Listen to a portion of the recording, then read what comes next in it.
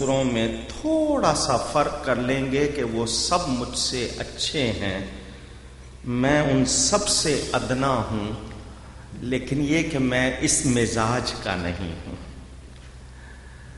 میں جہاں جاتا ہوں کوشش ہوتی ہے کہ میری آواز، میرے الفاظ کسی کے دل میں اتر جائیں۔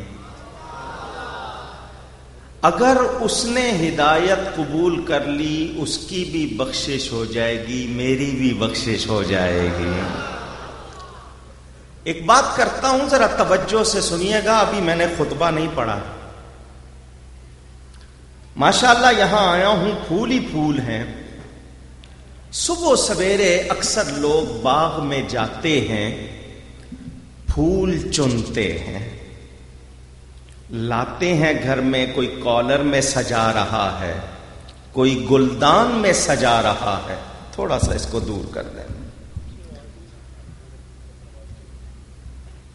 جب تک پھول میں خوشبو ہے، وہ مہک رہا ہے، آپ اس کو پسند کرتے ہیں، اس کو سجاتے ہیں۔ جب اس کی خوشبو ختم ہو جائے، اب آپ کہتے ہیں اس کا کوئی فائدہ۔ اونچی کہیے، مجھے پتا ہے آٹا بہت مہنگا ہے، یہ گورنمنٹ کے کام نہیں ہے، یہ ہماری شامت اعمال ہے۔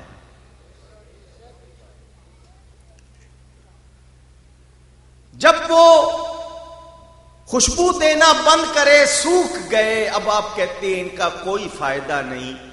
جن ہاتھوں سے ان کو چنا تھا، انہی ہاتھوں سے آپ ان کو پھینک دیتے ہیں۔ ایسا کرتے ہیں نا؟ یہ میں نے مثال دی ہے سمجھنے کے لیے۔ وہ قوم، وہ نیشن، وہ ملت جب اپنے نظریات سے یہی سلوک کرتی ہے، پھر اس کا یہی حال ہوتا ہے۔ کیوں؟ ہمیں پیدا کیا گیا تھا عبادت کے لیے، نیکی کے لیے، نبی سے محبت کے لیے۔ ہم نے وہ سب کام چھوڑ دیے، اس کا نتیجہ ہے آج ہمارے پاس وہ برکتیں نہیں ہیں۔ اگر ہم چاہتے ہیں کہ ہمارا کھویا ہوا ماضی ہمیں پھر ملے، تو اپنا رشتہ ان سے جوڑو جن کی خوشبو ختم نہیں ہوتی۔ وہ میرے داتا حجویری ہیں،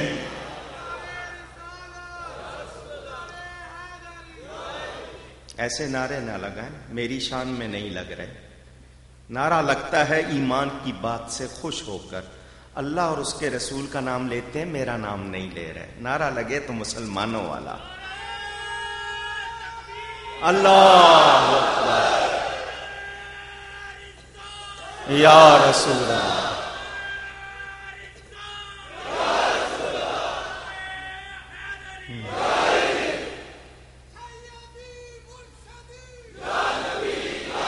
ساری دنیا جانتی ہے کتنے وزیر، کتنے سفیر، کتنے امیر، کتنے گورنر، کتنے بادشاہ آئے چلے گئے۔ اسی لاہور میں جہانگیر کا مقبرہ، گیر کا مطلب پکڑنا، جس نے جہان کو پکڑا ہوا تھا، مگر آپ میں سے کوئی بھی نہیں گیا ہوگا کبھی جوتے اتار کے، ٹوپی پہن کے، پھول لے کر فاتحہ پڑھنے نہیں گیا ہوگا۔ وہ جس نے جہان کو پکڑا ہوا تھا اسی لاہور میں سو رہا ہے، مگر کوئی پوچھتا نہیں۔ اور آج بھی ہے جس کو جہان نے پکڑا ہوا ہے، کوئی ہے جس نے دامن مصطفیٰ سے رشتہ جوڑا تھا، آج بھی اس کی قبر جاگ رہی ہے۔ یہ پیغام ہے۔ تقریر تو نہ ہو سکی، پیغام تو پہنچ رہا ہے نا، اسے یاد رکھنا، کوشش کرنا۔ اگر یہ رشتہ آپ کا جڑ گیا ان پھولوں سے جن کی مہک ختم نہیں ہوتی، تو انشاءاللہ یہ مہک آپ سب کو معطر کر دے گی۔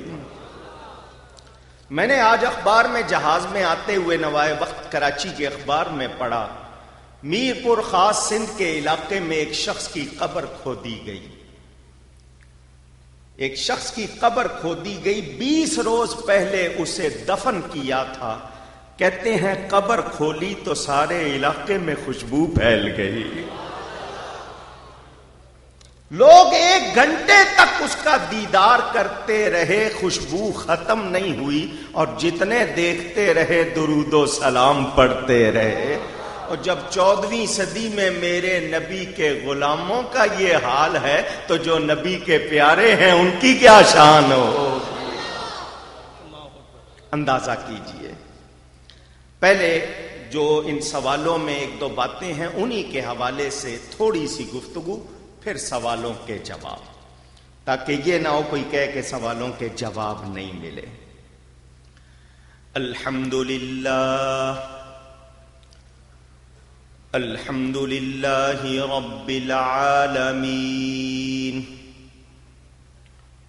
والعاقبۃ للمتقین والصلاة والسلام على رسوله سید المرسلین رحمت للعالمین شفیع المذنبین سید الاولین والآخرین سیدنا و مولانا محمد رسول رب العالمین وعلى آلہ وصحبہ اجمعین۔ اما بعد فاعوذ باللہ من الشیطان الرجیم بسم اللہ الرحمن الرحیم واتبع سبیل من اناب الی صدق اللہ العلی العظیم۔ محبت کے ساتھ ایک مرتبہ دروشی پڑھ لیجئے۔ اللہم صلی علی سیدنا و مولانا محمد معدن الجود والکرم وآلہ وصحبہ وبارک وسلم۔ الصلاة والسلام علیک یا رسول اللہ، الصلاة والسلام علیک یا حبیب اللہ، الصلاة والسلام علیک یا رحمة للعالمین وعلى آلك وأصحابك يا شفيع المذنبين۔ حمد و صلات کے بعد قرآن کریم کے کچھ الفاظ آپ حضرات کے سامنے تلاوت کیے ہیں۔ مختصر سے وقت میں ان کے تحت 2-3 باتیں آپ تک پہنچانی ہیں۔ اللہ تعالیٰ سے دعا ہے وہ مجھے حق بیان کرنے، ہم سب کو حق سن کر اس کو قبول کرنے، اس پر عمل کرنے اور اس پر قائم رہنے کی توفیق عطا فرمائے۔ کوئی جھوٹا شخص جھوٹی خبر دے آپ کے نقصان کے بارے میں، دھیان سے میرے لفظ سننا، ایک شخص جھوٹا ہے، جھوٹی خبر دے رہا ہے آپ کے نقصان کے بارے میں۔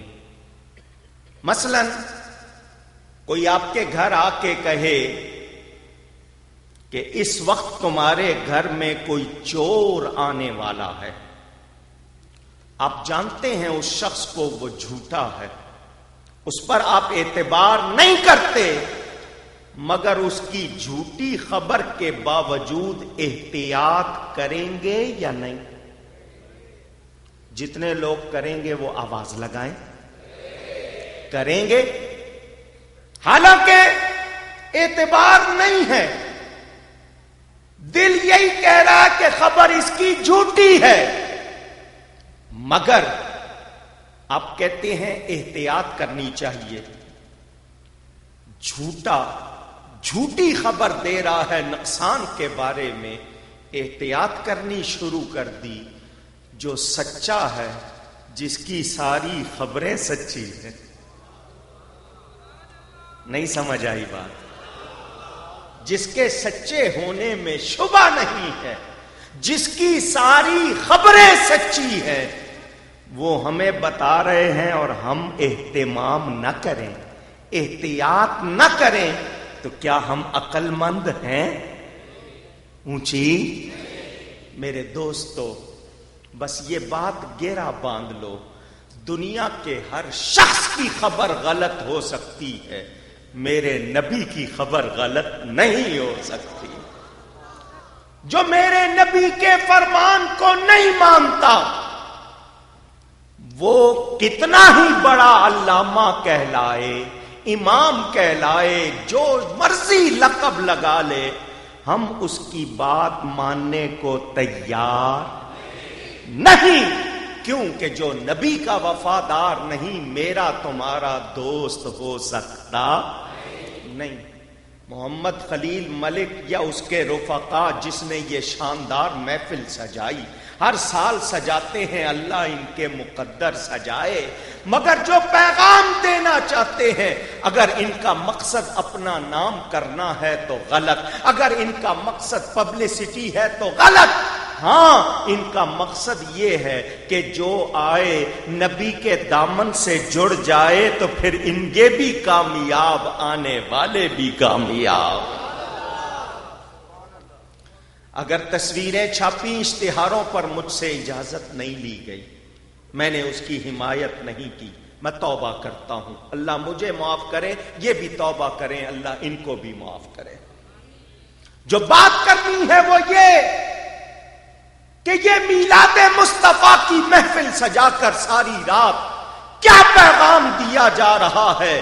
یاد رکھو، دنیا میں بہت آئیں گے، سبز باغ دکھائیں گے، کہیں گے ہمارے ساتھ جڑ جاؤ، یہ ہو جائے گا، وہ ہو جائے گا۔ مجھے اور آپ کو پہچاننا ہے یہ خود کس سے جڑا ہوا ہے۔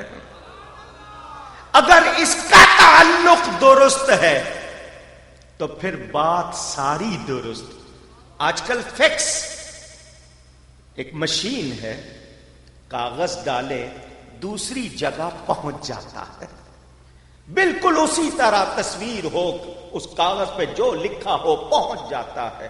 شرط یہ ہے کوڈ صحیح ہونا چاہیے، وائرنگ صحیح ہونی چاہیے، یہ دو باتیں چاہیے، آپ کا پیغام پہنچ جائے گا۔ میرے دوستوں اور بزرگوں، ہم بھی چاہتے ہیں ہمارا سلام بھی پہنچے، ہماری فریاد بھی پہنچے، حضور ہمیں دیکھ لے، ایک نظر ہو جائے گی، بیڑا پار ہو جائے گا۔ تو شرط یہ ہے کوڈ بھی صحیح ہونا چاہیے، وائرنگ بھی صحیح ہونی چاہیے۔ کوڈ آپ کو سب کو یاد ہے، مگر آپ نے اس کو دل میں نہیں اتارا۔ وہ کوڈ ایک ہی جملہ ہے، الصلاۃ والسلام علیک یا رسول اللہ۔ یہی ایک کوڈ ہے جو آج ہمارا نعرہ بھی ہے، ہمارا ہتھیار بھی ہے، مگر ہم نے اس کی قدر نہیں کی۔ حرمت رسول پہ جان بھی قربان ہے، غلامی رسول میں موت بھی قبول ہے۔ یہ نعرے تو ہم لگا رہے ہیں، مگر کیا اندر مدینہ ہے؟ کیا یہ سینہ مدینہ بنا ہے؟ اگر نہیں تو میں آج یہی کہوں گا، ان سے تعلق جوڑ لو جو سینہ روشن کرتے ہیں۔ یاد رکھیں، نعت شریف یہ وہ نعمت ہے، حضور صلی اللہ علیہ وسلم کی نعت شریف یہ وہ نعمت ہے جس کو توفیق ملی پڑھنے کی یا سننے کی، وہ اپنے آپ کو وقت کا سلطان سمجھے۔ کیا سمجھے؟ اس کی قدر کرے۔ پیسے آ جائیں گے، نام بھی ہو جائے گا، بس تمنا یہ ہو کہ میں پڑھوں اور وہ سن لیں۔ مزہ تب ہے آج جس چیز کی ضرورت ہے۔ میں نے جو آیت پڑھی اس پر تھوڑی سی گفتگو۔ محترم قاری یونس صاحب آپ کے جانے پہچانے، انہوں نے یہ کہا کہ نہیں جی میں نے سوالوں کے جواب دلوانے ہیں تاکہ لوگ خود رابطہ کریں اور ان کی بات ہو۔ ملک طارق صاحب شاہ درہ، جس کو آپ شاہ حضرہ کہتے ہیں، اصل لفظ شاہ درہ، وہ اگر یہاں ہیں یا ان کی اہلیہ ہیں، وہ اپنے گھر فوراً پہنچ جائیں۔ ان کے گھر میں کوئی ایمرجنسی ہوئی ہے، وہ فوراً پہنچ جائیں۔ دروشی پڑھ لیں ایک مرتبہ، اللہم صلی علی سیدنا مولانا محمد وبارک وسلم۔ جو آیت پڑھی ہے اس پر، کیونکہ یہ سوالوں کے جواب ان کا تھا مسئلہ، میں پہلے جو آیت پڑھی ہے اس پر تھوڑی سی گفتگو۔ اللہ تعالیٰ ارشاد فرماتا ہے وَاتَّبِعْ سَبِيلَ مَنْ أَنَابَ إِلَيَّ، اس راستے کی پیروی کرو جو میری طرف لاتا ہے۔ اس بندے کی پیروی کرو جو میری طرف لاتا ہے، جو میری طرف راستہ دکھائے اس کی پیروی کرو۔ اللہ قرآن میں فرما رہا ہے، یہاں سے بیعت کا ثبوت بھی ملتا ہے، یہاں سے اور بہت سے مسئلے نکلتے ہیں، مگر قانون پتہ چل گیا، اس کے پیچھے چلنا ہے جو نبی کی طرف لے کے جائے، جو رسول کی طرف لے کے جائے، جو اللہ کی طرف لے کے جائے۔ ہو سکتا ہے کوئی کہے قرآن میں تو اللہ فرماتا ہے الیہ، میری طرف، اور آپ نے کہہ دیا رسول کی طرف۔ یہی میں نے آپ کو سمجھانا ہے۔ حضرت جند بن دمارہ صحابی رسول کا نام ہے، سب کہیں رضی اللہ تعالی عنہ۔ جو سچا مومن ہو، کامل مومن، جس کے مومن ہونے میں شبہ نہیں اور متقی ہو، اس کو رضی اللہ عنہ کہہ سکتے ہیں۔ کہاں ثبوت ہے؟ سورہ البینہ، قرآن کا 30واں پارہ، اس میں سورہ البینہ، اس کی آخری آیتیں پڑھ لیں۔ یہ صرف صحابہ کے لیے نہیں، ہر سچے مومن کو، متقی کو رضی اللہ عنہ کہہ سکتے ہیں۔ بوڑھے ہو گئے تھے، بہت زیادہ عمر رسیدہ، جس کو آپ کی زبان میں بوڑھا ہونا کہتے ہیں، مکہ مکرمہ میں رہتے تھے، ہجرت کا حکم آیا، سارے صحابہ چلے گئے، رسول اللہ صلی اللہ علیہ وسلم مدینہ منورہ چلے گئے، یہ مکہ میں تھے، ان کی اولاد مسلمان نہیں تھی۔ انہوں نے اپنے بچوں کو بلایا، کہا میں مدینہ منورہ جانا چاہتا ہوں، ہجرت کا حکم سب کے لیے ہے، میں نہیں گیا ہوں، میرے لیے کوئی استثناء، ایگزیمپشن، کوئی خصوصی رعایت نہیں ہے، سب کے لیے حکم ہے، مجھے بھی جانا ہے، میں جانا چاہتا ہوں۔ بیٹوں نے کہا باپ تو مسلمان ہو گیا ہے، اب تو بوڑھا ہے، ہم تجھ سے لڑ تو سکتے نہیں، تو نے باپ دادے کا دین چھوڑ دیا، مسلمان ہو گیا ہے، ہم تجھے کھانا بھی دیں گے، اوڑھنے پہننے کو بھی سب کچھ ہے، یہاں جانے کی ہمت نہ کر کیونکہ تو بوڑھا ہے، تجھ میں سفر کی طاقت نہیں، یہاں رہ، تجھے کوئی تکلیف نہیں ہوگی۔ باپ مسلمان تھا، صحابی تھا، اس کا ایمان کیا کہتا ہے؟ بھلے سہولت ہے یا نہیں، مجھے جانا ہے۔ پیغام دے رہا ہوں لفظوں میں، اگر سمجھ سکیں تو۔ آج ہم رعایتیں ڈھونڈتے ہیں، وہ صحابی کیا کہہ رہے ہیں؟ میرے لیے کوئی رعایت نہیں آئی، کوئی میرے لیے خصوصی حکم نہیں آیا، سب کو جانا ہے، میں بھی جاؤں گا۔ بچوں نے بہت روکا، انہوں نے کہا نہیں، کیسے جائے گا، ہم تو چھوڑنے نہیں جائیں گے۔ انہوں نے کہا مجھے سواری سے باندھ دو، رسیوں سے جکڑ دو اور مدینے کے راستے پہ ڈال دو، کیونکہ تمہیں یہ ڈر ہے میں گر جاؤں گا، تو میں بندھا ہوا ہوں گا، گروں گا نہیں، سواری کو اس رستے پہ ڈال دو، میں پہنچ جاؤں گا۔ انہوں نے کہنا مان لیا، سواری سے باندھ دیا گیا، وہ نکلے۔ اب لازمی بات ہے، رسی بندھی ہوئی ہے، آپ کو تجربہ ہوگا، جب کوئی اس سے چیز لگی ہو تو وہ ہلتی ہے، وہ ہلکی ہونی شروع ہو گئی، کوئی ڈھیلی پڑ گئی، وہ اوپر سے نیچے آئے مگر گر نہیں رہے کیونکہ بندھے ہوئے ہیں۔ سواری مدینے کے راستے پر کچھ دور جا کر ان کی حالت بہت نازک ہو گئی۔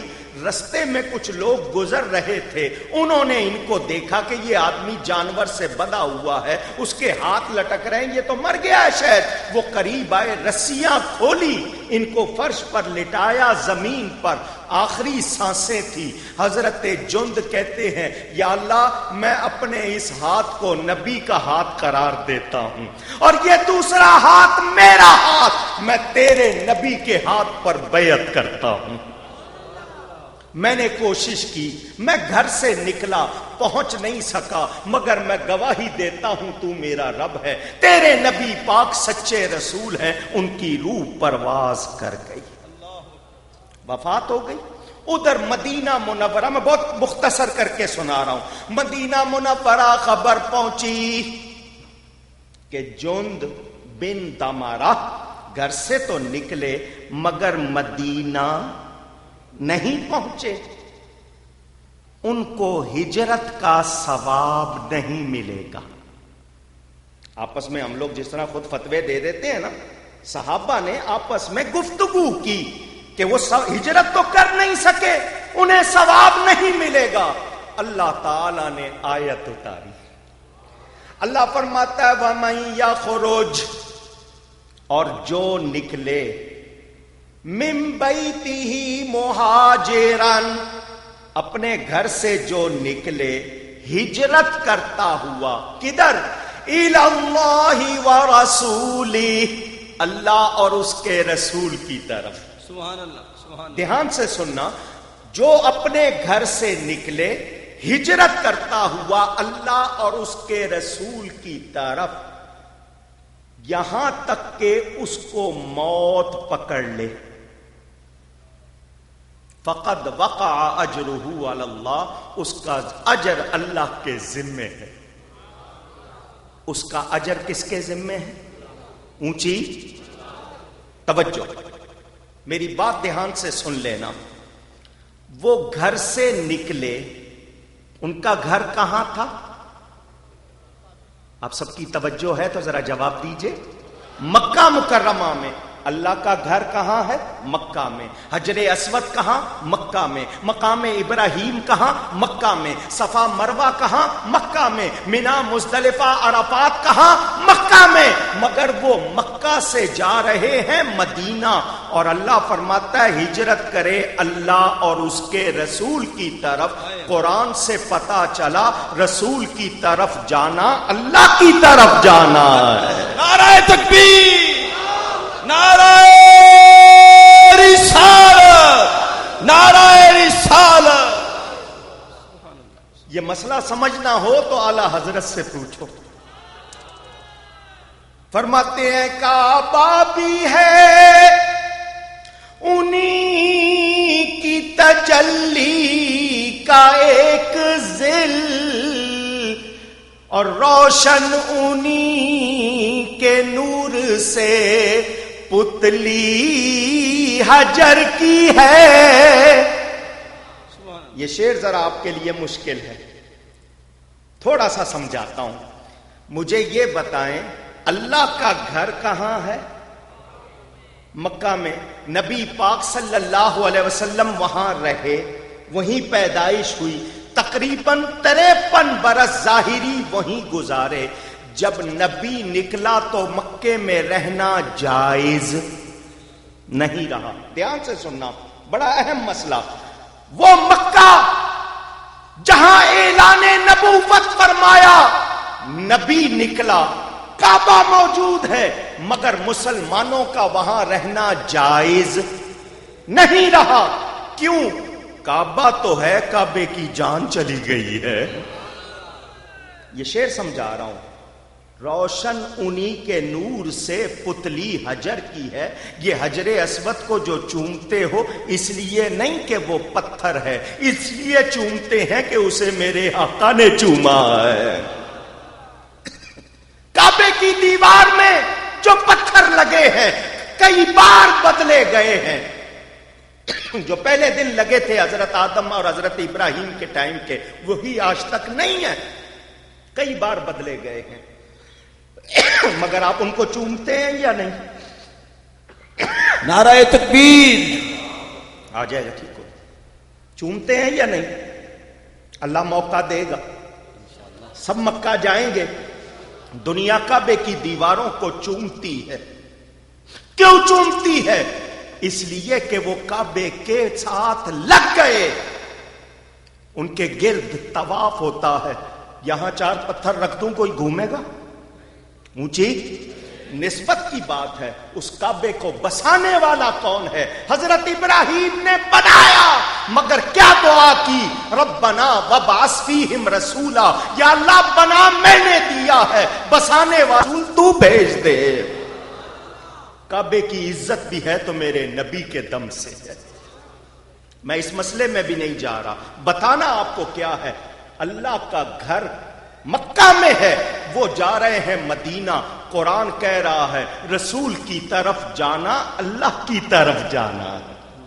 یہاں سے جو مسئلہ ملا وہ یہ کہ جو رسول کی طرف جاتا ہے وہ اللہ کی طرف جاتا ہے. میں پوچھنا چاہتا ہوں، ہم میلاد منا کر آپ کو کس سے ملانا چاہتے ہیں؟ شادیوں میں کبھی گئے ہوں گے آپ. جن کی شادیاں ہو گئیں وہ خوش رہیں، جن کی نہیں ہوئی امید سے رہیں، انشاءاللہ ہو جائے گی. جب شادی میں جاتے ہو، شادی کی تقریب میں 2 کو ملانے کے لیے، ایک لڑکی اور ایک لڑکا، دلہن اور دلہا جو جس کو کہتے ہو، ان دونوں کو ملانے کے لیے کتنا اہتمام ہوتا ہے، کتنے لوگ آتے ہیں، کتنی سجاوٹ ہوتی ہے، کیا کچھ خرچہ کرتے ہو، کارڈ چھاپتے ہو. کوئی فتویٰ لگانے والا آج تک نہیں ملا کہ یہ ملانا غلط. ارے جہاں 2 کو ملانا ہو اتنا اہتمام ہوتا ہے، جہاں سب کو رسول سے ملانا ہو کتنا اہتمام کرنا چاہیے. نعرہ تکبیر. نعرہ رسالت. نعرہ رسالت. سبحان اللہ سبحان اللہ. لوگ کہتے ہیں تم لوگ ساری رات جاگ کر دوسروں کی نیند خراب کرتے ہو. یہ بات سیاسی جلسوں میں کسی کو یاد نہیں آتی، گانے بجانے کی محفلوں میں یاد نہیں آتی، دوسرے موقعوں پہ نہیں. ارے یہ آواز جن کانوں میں پہنچ جائے شاید بیماریاں دور ہو جائیں، شاید بلائیں دور ہو جائیں. کیوں؟ یہ میرا دعویٰ نہیں ہے، خود ان کی کتابوں میں لکھا ہے.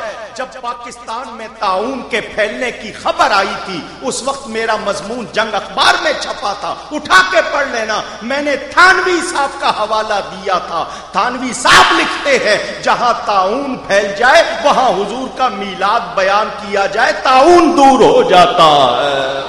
اللہ اکبر اللہ اکبر. سمجھ آ رہی ہے بات؟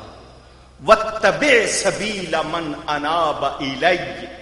اس کی پیروی کرنی ہے اس راستے پر جو ہمیں سیدھا لے جائے گا. کہاں؟ رسول کی بارگاہ میں. رسول ملائے گا ہمیں اللہ سے. ہم نے یہی پیغام دینا ہے. ہم اہل سنت و جماعت غلط عقائد پر نہیں ہیں، ہمارے عقائد قرآن و حدیث کے مطابق ہیں. آج کوئی کہتے ہیں نہیں. دیکھو جب تک رسول اللہ صلی اللہ علیہ وسلم تھے انہوں نے راستہ بتایا، ہمیں اسی راستے پہ چلنا ہے، بعد والوں کی نہیں ماننی. میں نے اس حوالے سے آپ کو ایک واقعہ سنانا ہے جو سوال میں بھی آیا ہے، اور وہ واقعہ میں بڑے مزے سے سناؤں گا اور آپ بڑے مزے سے سنیں. کتاب کا نام امداد المشتاق، اردو میں ہے، بازار میں ملتی ہے. لکھنے والے تھانہ بھون کے بڑے مفتی صاحب جناب اشرف علی تھانوی، ان کی لکھی ہوئی کتاب. لکھا انہوں نے ہے، سچ لکھا ہے جھوٹ لکھا ہے ان کی گردن پہ. لکھا تھانوی نے، سنا رہا ہے اوکاڑوی. ٹھیک ہے نا؟ کوئی مجھ پر الزام نہیں لگا سکتا. ان کو شاید پتا نہیں تھا کہ اکاڑوی پڑھ لے گا. اب سنو توجہ، یہ واقعہ آپ کو سنا رہا ہوں، اس واقعے میں کتنے مسئلے ہیں وہ بھی ذرا سنتے جانا. ٹائم اگر زیادہ ہو جائے تو مجھے روک دینا. تھانوی صاحب لکھتے ہیں معراج کی رات نبی پاک صلی اللہ علیہ وسلم قاب قوسین کی منزلوں میں جلوہ گر ہو کے جب واپس آئے، حضرت موسیٰ علیہ السلام سے ملاقات ہوئی. موسیٰ علیہ السلام نے ہمارے نبی پاک صلی اللہ علیہ وسلم سے ایک مسئلہ پوچھا. کیا پوچھا؟ مسئلہ کہتے ہی پوچھنے والی بات کو. کہا کہ آپ کا فرمان ہے علماء امتی کا انبیاء بنی اسرائیل ان کا نا صحیحاً کہ میری امت کے علماء بنی اسرائیل کے نبیوں جیسے ہوں گے. میری امت کے علماء بنی اسرائیل کے، ذرا اونچی کہیے، نبی نہیں ہوں گے، نبیوں جیسے ہوں گے. اب یہاں اگر میں مثلیت پہ بات کروں تو بہت بڑی تقریر ہوگی، لیکن میں نے وہ نہیں کرنی. وہ لکھ رہے ہیں، سنو. یہاں بیٹھے ہیں محترم قاری یونس صاحب، اعجاز ملک صاحب، جلسے والے دوسرے. میں کہوں یہ سارے شیر ہیں، حضرت کا نام نہیں لے رہا، وہ تو خیر خاندانی ہے نا. یہ میں کہوں یہ سارے کیا ہیں؟ آپ کہیں گے وہ انسان ہے، آپ حیوان کا نام لے رہے ہیں. میں کہوں یہ شیر جیسے ہیں تو یہ انسان ہے، حیوان نہیں. مگر شیر کی بہادری مشہور ہے. میرے کہنے کا مطلب ہوگا یہ ایسے مضبوط بہادر ہے جیسے. بات سمجھ آئی؟ سمجھانے کے لیے زیدن کل اسد کہ زید شیر جیسا ہے تو زید انسان، شیر حیوان، مگر اس کی بہادری مراد ہے، جانور ہونا مراد نہیں. بلا تشبیہ بات سمجھنے کے لیے میرے نبی پاک فرما رہے ہیں وہ نبی نہیں ہوں گے، کام ایسے کریں گے جیسے نبیوں نے کیے. بہت اس کے لیے ٹائم چاہیے، مختصر. آئندہ سوچ کے مجھے بلانا تاکہ ٹائم ہو میں بات سمجھا سکوں. بہت مختصر کر رہا ہوں. توجہ، حضرت موسیٰ پوچھ رہے ہیں آپ کا یہ فرمان ہے. دھیان دینا، کون لکھ رہے ہیں؟ تھانوی صاحب. حضرت موسیٰ معراج میں نبی پاک سے پوچھ رہے ہیں کہ آپ کا یہ فرمان ہے، اس کا مطلب کیا ہے؟ لاہور میں اس علاقے میں میلاد شریف منانے والوں، آپ نے دھیان نہیں دیا. حضرت موسیٰ میرے نبی پاک صلی اللہ علیہ وسلم سے تقریباً 2000 سال پہلے وفات پا چکے. ان کی قبر مسجد اقصی کے پاس. روایت میں ہے مسجد اقصی میں کھڑے ہو کے پتھر پھینکو، جتنی دور جا کے گرے گا اتنی دور حضرت موسیٰ علیہ السلام کی قبر ہے. ان کی قبر مسجد اقصی کے پاس. میرے نبی پاک پیدا ہوئے مکہ میں، ہجرت کر کے آئے مدینہ میں. حضرت موسیٰ 2000 سال پہلے گزر چکے. میرے نبی کا فرمان انہوں نے کہاں سنا؟ نہیں سمجھ رہے بات؟ اگر یہ کہو کہ قبر میں سنا تو جب کلیم اللہ سنتے ہیں تو حبیب اللہ کی کیا شان ہے. اور اگر یہ کہو کہ انہوں نے قبر میں نہیں سنا بلکہ انہوں نے نبی پاک صلی اللہ علیہ وآلہ وسلم کو مدینے میں کہتے ہوئے سنا، اور مشکل ہو جائے گی کہ جب حضرت موسیٰ حاضر ناظر ہیں تو نبی کیوں نہیں ہے؟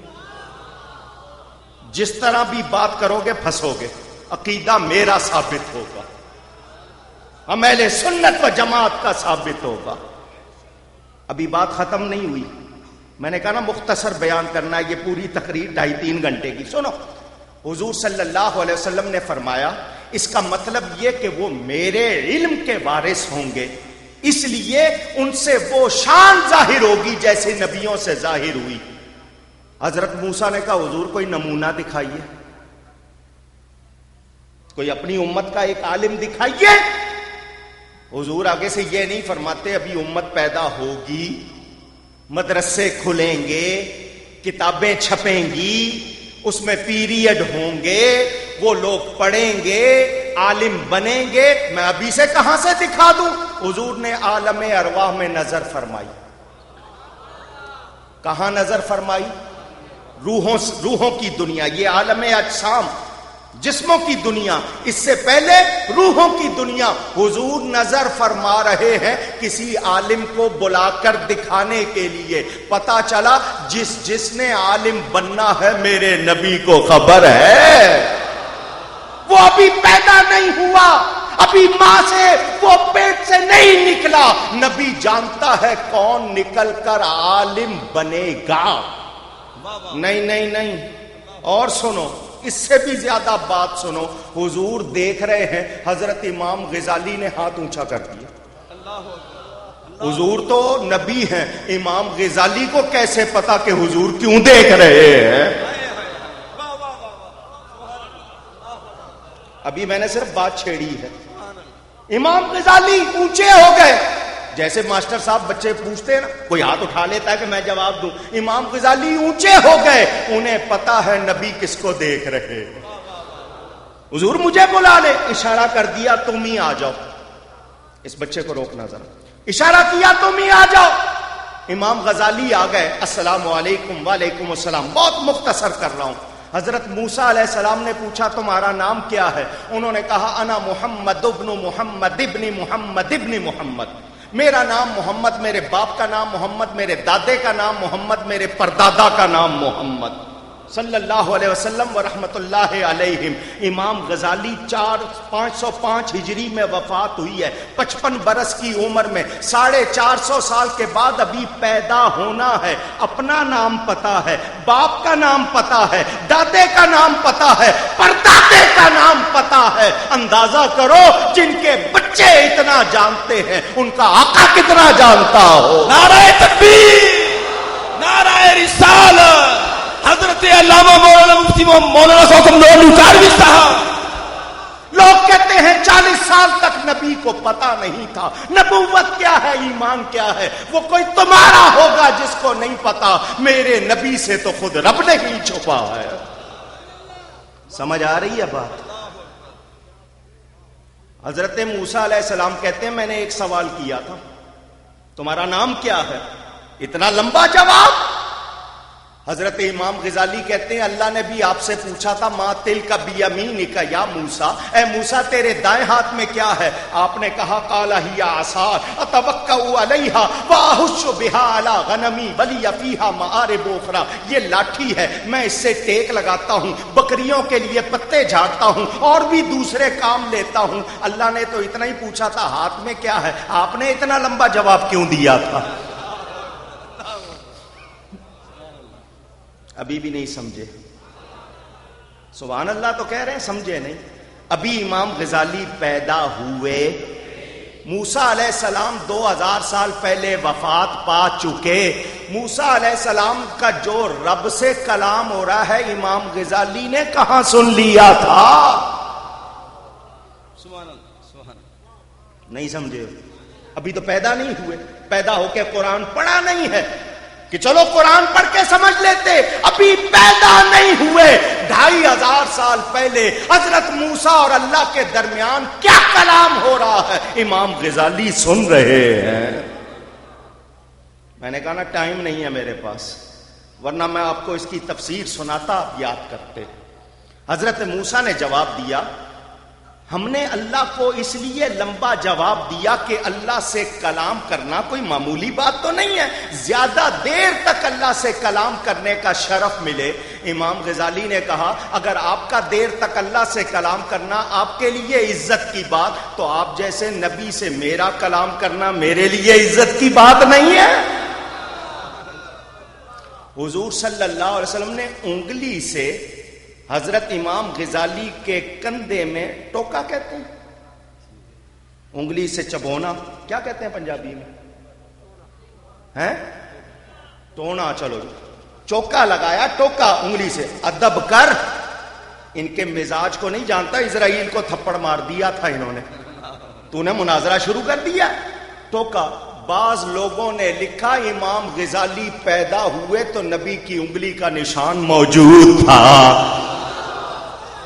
میں نے کہا نا اشارہ کر رہا ہوں, بحث میں نہیں جا رہا. لیکن جو بات میں نے آپ کو بتانی ہے, لوگ کہتے ہیں کہ نہیں یہ فیضان مرنے کے بعد نہیں, نبی کو پہلے علم نہیں تھا, بعد میں علم نہیں ہو رہا. سنو, میں نے واقعہ سنایا, کتاب کا حوالہ دیا. اگر غلط کہہ رہا ہوں جس چوک میں چاہو کھڑے کر کے سزا دے دینا, اور واقعہ صحیح ہے, تمہاری کتاب میں لکھا ہے, میں تمہیں سزا نہیں دیتا. میں کہوں گا آؤ میرے ساتھ کھڑے ہو کر ادب سے نبی پر سلام بھیجو.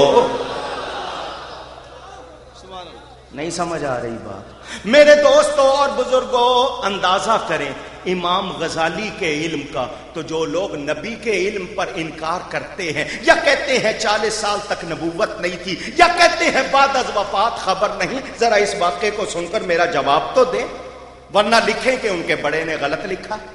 مانے کہ ان کا بڑا غلط لکھتا تھا, تسلیم کریں. اس کو غلط نہیں کہیں گے تو ثابت ہوا یہ جو باتیں آج کرتے ہیں وہ درست اونچی.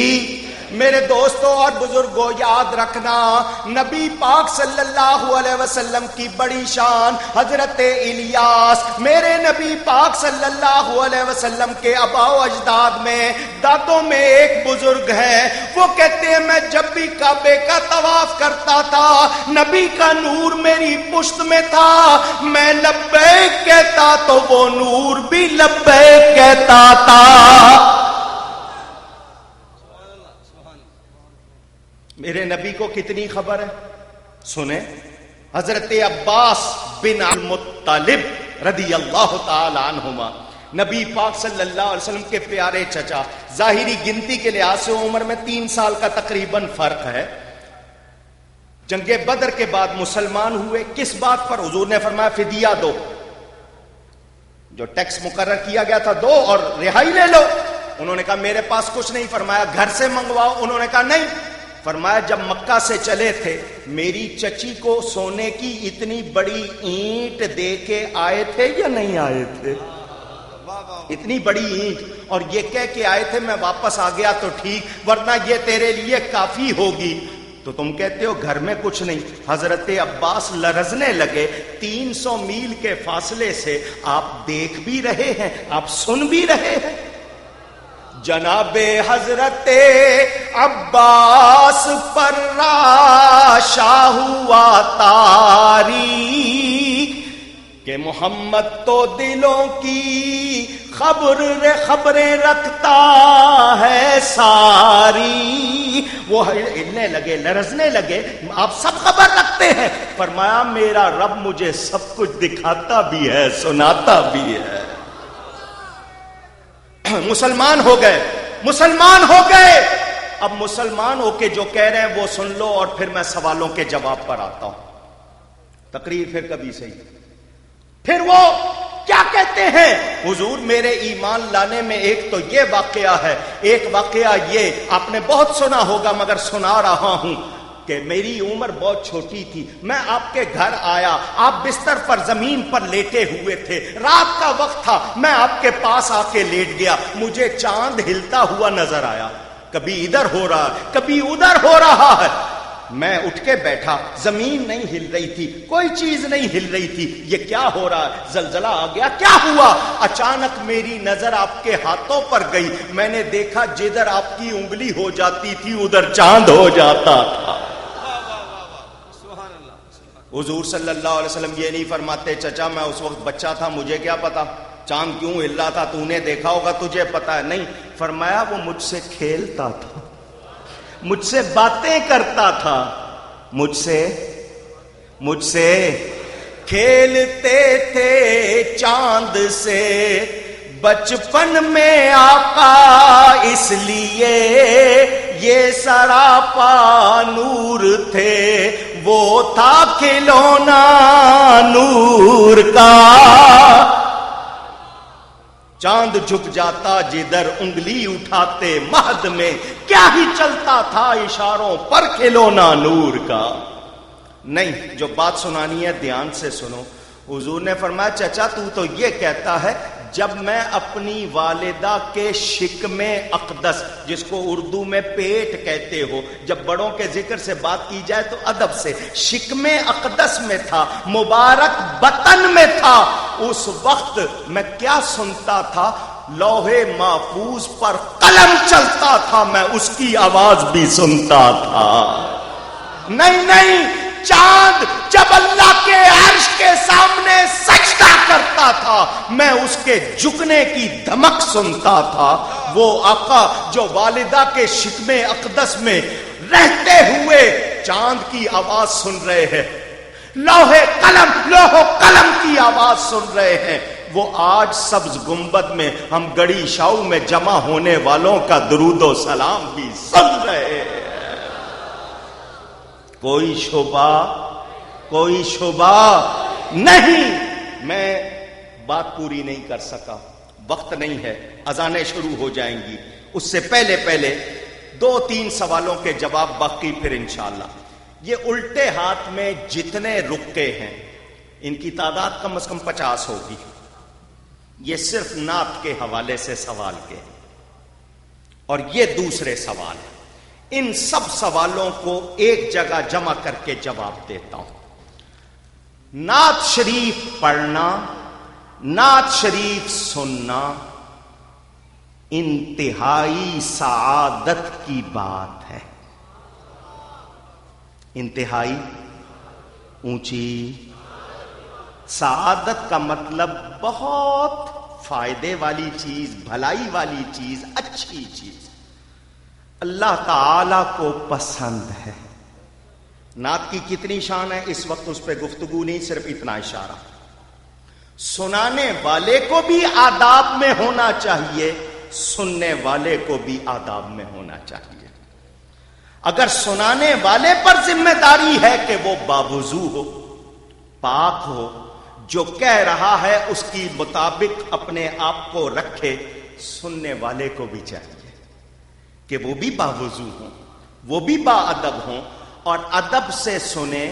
طرز پر دھیان نہ دیں، دھیان اس پر دیں جس کی نعت پڑی جا رہی ہے. ٹھیک ہے؟ ایسے کپڑے پہننا جس کو پہن کے معاف کیجیے گا ہجڑے لگے، سخت لفظ کہہ رہا ہوں، کالی شلواریں یا گوٹے والے کپڑے یا خاص بناوٹ کے زنانہ کپڑے پہننا نعت شریف کے ادب کے خلاف ہے. سن رہے ہیں؟ اونچی. اگر وہ ان کا مقصد یہ ہے کہ نہیں یہ کیمرے کو کپڑے اچھے لگیں گے، تو پھر انہوں نے کیمرے کا خیال کیا، نعت کا خیال نہیں. نعت پڑھتے ہوئے غیر ضروری ہلنا یا لوگوں سے کہنا کہ ہلو جائز، آداب کے خلاف ہے. اگر کوئی ان کو نوٹ دینا چاہتا ہے تو یہ دینا جائز ہے، مگر ویل بالکل مجرا نہیں ہے، نبی کی نعت ہے. آ کر ادب سے پیش کر دو، وہاں رکھ دو، کوئی بزرگ بیٹھے ہیں ان کے پاس رکھ دو یا اس کے سامنے. اگر نوٹ دکھانے ہیں تو وہ کہیں اور جا کے دکھانا، یہ دکھانے کی جگہ. یہ نبی کے دین کی خدمت کرنے والے علماء، نعت خانوں کا رزق حدیث کے مطابق اللہ نے دنیا میں پھیلا دیا ہے. یہ ان کا رزق ہے جو آپ کی جیبوں سے نکلتا ہے. سمجھ آئی؟ یہ حضور صلی اللہ علیہ وسلم نے خود بھی ان کو دیا، کسی کو چادر دی، کسی کو کچھ دیا، لیکن کس طرح دیا تھا؟ کیا ویلوں کی طرح دیا تھا کہ آ کے نوٹ دکھاؤ کہ کتنے دے رہے ہو؟ یہ ادب کے خلاف ہے. جو نعت خان نعت خانی کرتا ہے اس کو چاہیے کہ وہ پہچانے کہ میں کس کی نعت پڑھ رہا ہوں، مجھے کیسا ہونا چاہیے. ایک بات تو کہے کہ 1000 بار بشویم دہن بمشک و گلاب، ہنوز نام تو گفتن کمال بے ادبیس، کہ 1000 بار مشک و گلاب سے میں اپنے منہ کو دھوؤں پھر بھی ان کا نام لینا بے ادبی ہے. اور سگریٹ پیتے ہوئے آئیں اور آ کے نعت خوانی شروع کر دیں، یا ان کے منہ میں جھوٹ ہو، گندے لطیفے ہوں یا بری باتیں ہوں، اسٹیج پہ آئیں تو ٹوپی پہن لیں، اس کے علاوہ نہ نماز کا پتہ نہ ٹوپی کا پتہ، تو یہ ادب کے خلاف ہے، ان کو پہچاننا چاہیے۔ مسئلہ سب کے لیے، وہ کوکب نورانی ہو یا کوئی اور ہو، کوئی عمل نہیں کرتا وہ اس کا مسئلہ ہے، مسئلہ شریعت کا بدل سکتا، شریعت نہیں بدلے گی، طبیعت کو بدلنا پڑے گا، طبیعت کو شریعت بنانے کی کوشش ہو سکتی نہیں۔ ذکر کا جہاں تک مسئلہ، اللہ کا ذکر کرنا جائز، کوئی اس کو غلط کہہ سکتا نہیں، مگر یہ جو نعت میں ذکر کیا گیا تھا یہ اللہ کا ذکر نہیں تھا، یہ موسیقی کا رچاؤ، ردھم کے لیے اللہ کا نام بگاڑ کر لیا جا رہا تھا، اور اللہ کے نام کے ساتھ کوئی ایسی حرکت کوئی مسلمان گوارا کر سکتا نہیں۔ اونچی ذکر کرنا ہے تو ادب سے کرو، جو ذکر کا طریقہ، یہ تو نہیں نا ہاں ہاں ہاں آواز لگا رہے ہیں، یہ کوئی طریقہ نہیں۔ تو یہ جو ذکر ردم کے طور پر تھا، چونکہ مقصد ذکر نہیں اور اللہ کا نام بھی صحیح نہیں لیا جا رہا اور اس کے ساتھ صرف رچاؤ ہے، تو ان بنیادوں پہ اس میں جلالت اللہ کی ذات کا نام لیا جا سکتا نہیں۔ اونچی نہیں۔ تیسرا مسئلہ دف کا ہے، جو سب سے زیادہ پوچھا گیا کہ مجھے کہا گیا کہ میرے آنے سے پہلے یہاں دف بجا کر نعت سنی گئی۔ مسئلہ سن لے، دیکھیں آپ نے میرے ہاتھ میں دیا، میں رائے دے رہا ہوں، میں غلطی کروں آپ مجھے ٹوک دیں اگر آپ جانتے ہیں، نہیں تو آپ مجھ سے سنیں۔ دف، صرف دف، اس کے ساتھ انگلی میں رنگ نہ چڑھی ہو، کوئی اور چیز اس کے ساتھ ایسی نہ ہو جس کی الگ آواز آتی ہو، صرف دف بجا کر کوئی ایک نعت سنی جا سکتی ہے، سب نعتیں نہیں۔